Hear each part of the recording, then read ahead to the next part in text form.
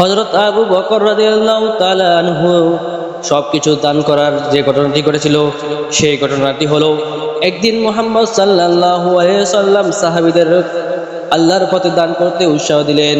তখন সবাই নিজের সামর্থ্য অনুযায়ী দান করতে লাগলেন। হযরত ওমর ইবনে খাত্তাব রাদিয়াল্লাহু তাআলা আনহু ভাবলেন, আজ আমি আবু বকর রাদিয়াল্লাহু তাআলা আনহুর চেয়ে বেশি দান করব। তিনি নিজের সম্পদের অর্ধেক দিয়ে দিলেন, কিন্তু হযরত আবু বকর রাদিয়াল্লাহু তাআলা আনহু নিয়ে এলেন তার সমস্ত সম্পদ। তখন মুহাম্মদ সাল্লাল্লাহু আলাইহি ওয়াসাল্লাম জিজ্ঞেস করলেন, হে আবু বকর, তুমি তোমার পরিবারের জন্য কি রেখে এসেছো? তখন আবু বকর রাদিয়াল্লাহু তাআলা আনহু উত্তর দিয়ে বললেন, হে আল্লাহর রাসূল, আমি তাদের জন্য আল্লাহ ও তার রাসূলকে রেখে এসেছি। এই কথা শুনে সবাই অবাক হয়ে গেলেন এবং ওমর ইবনে খাত্তাব রাদিয়াল্লাহু তাআলা আনহু এই কথা স্বীকার করলেন, আমি কখনোই আবু বকর রাদিয়াল্লাহু তাআলা আনহু এর চেয়ে এগিয়ে যেতে পারবো না।